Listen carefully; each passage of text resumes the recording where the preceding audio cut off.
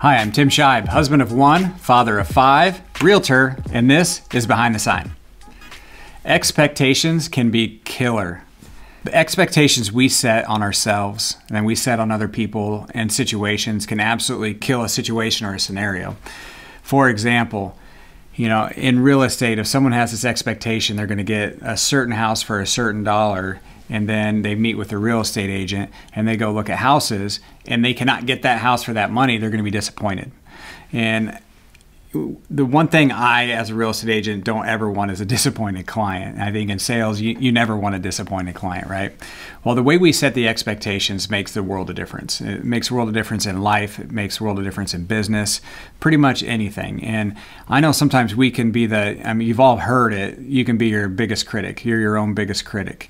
And when we set expectations for ourselves that are kind of unrealistic, we can really let ourselves down, and it can lead to depression, or it can lead to just failure. In this business, if someone thinks, hey, I'm going to get into real estate and make a ton of money and sell a bunch of houses, and then reality slaps them in the face, it could put someone to the point where they start looking for another job or they quit. If you get into real estate business with the expectation of, it might take me a year to make money, it might take me some time, I'm prepared for that and I'm going to work my tail off so that doesn't happen. And then you sell a couple houses and you sell a couple more. Well, now it's a good surprise. It's a good feeling because your expectations weren't the opposite direction. So when I meet with a buyer that has a home to sell, and this is a very, very common thing, you sit down, you talk about the house, and the buyer says, well, I want to go look at houses before I sell my house.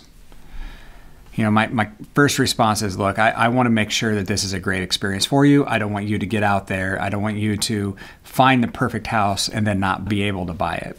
So let's get your house sold, or let's get it on the market and make sure that we know that we're going to get interest and we know that we're going to sell it. Today's market's a little bit different. In today's world, they sell like this, not too worried about it. But before this happened, it was very important to me to make sure that we knew they were going to sell their house for the amount of money that they wanted or that they could accept in order to buy the house that they want. Now, if we were to go out and look for homes prior to, we're setting an expectation that, hey, we might be able to get this home. And then when we can't get their home sold quick enough or we get bumped right away, then all of a sudden you're disappointed. And what are you going to do when this home no longer is there and these are the other homes out there that are just not quite like this home? You're going to compare them, and it's going to be a disappointment every time. And then when you write that offer on the house that you're going to buy, there's a pretty good likelihood that you're going to feel disappointed when you're buying a home, and we don't want that. So we try and avoid giving our clients the expectations that something's going to happen that might not happen, because we do not want them disappointed. Buying a home should be a fun, exciting period. And if we can say, all right, let's hold off on look until we know, and we get their home on the market, we have 5 showings lined up right away, we have one person with interest, now let's go look at homes. Now this is real, let's go look at homes, and let's make sure that our house is going to sell. That way, when we find that perfect home, we can actually pull the trigger and buy it before someone else does. So setting expectations is huge. With my kids, I always, I try and set realistic expectations for them. I know my oldest daughter, she was at the point in volleyball where she was about a freshman year, I think, somewhere around there, where she was getting pretty good. And we got a call from the top club in the state. And they came down and they met with us and said, hey, we'd really like McKenna to join the team. Well, I was like, kind of nervous about that because, she goes from playing all the time, being one of the better players on her team, to going and playing with these kids who have already committed to college as freshmen in high school or sophomores in high school. So I tried to set those expectations for her that, hey, you know what? If we do this, you may not play.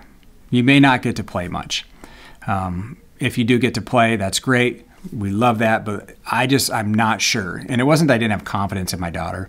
It was just going to be such a change that I didn't want her to go there thinking she was going to be a starter and be one of the studs and then hate the experience. And sure enough, she went up there and she got to play a little bit in the beginning and doing honestly better than the expectations that I set for her. And then she got benched for a while for, I don't know, whatever the reasons may be. She got kind of put in the back burner for about 2 or 3 tournaments. And then the next tournament she came out and she killed it. And from then on, you know, she obviously got to play from then on. But the expectations that we tried to set for her were a little bit low because we knew that if she could jump over that bar, then she would excel. If we would have set the expectation she was going to be great, who knows? She may not have gone back the next year. And she graduates this year. This is her last year club. And she said, Dad, I never would have been where I am today if it wasn't for that club.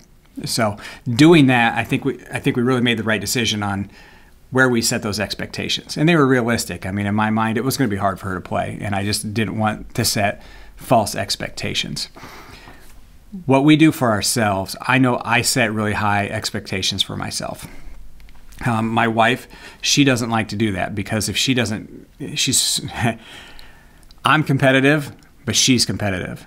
And if she says, I want to do this here, and she doesn't get to that, that's really frustrating for her. And you hear motivational speakers and business people say, you know, you got to set a realistic goal, not a shoot for the stars goal. If you shoot for the stars and you never reach it, then you know you may always be upset. My personality, I don't really care if I don't reach it. I'm just going to do my best, but I'm going to set goals up here that I don't know that I can reach. So sometimes I put expectations above myself. I also play off of that. I don't really get too disappointed if I don't get what I'm expecting. In relationships, I don't do that in relationships because I know that now you're messing with my heart. Like if you mess with my mind, it's okay for me, but you mess with my heart, it's different. And setting, you know, a lot of times in a relationship, the first couple months are just fire. You just, you know, you want to be around each other all the time. You text each other all the time. You call each other all the time. And then after about 5 years, you look back at that and you're like, well, now you know everything about each other. You're not still discovering, but that expectation, if you expect to have what you have in the beginning later on in a relationship, you could fail because you're going to be let down. There's no relationship that I've ever seen where someone is as infatuated, as interested, as exciting on year 10 as they are on week 1. I've just never seen it. And I would welcome that. I would love to talk to a couple that has that fire because that would be a really interesting conversation.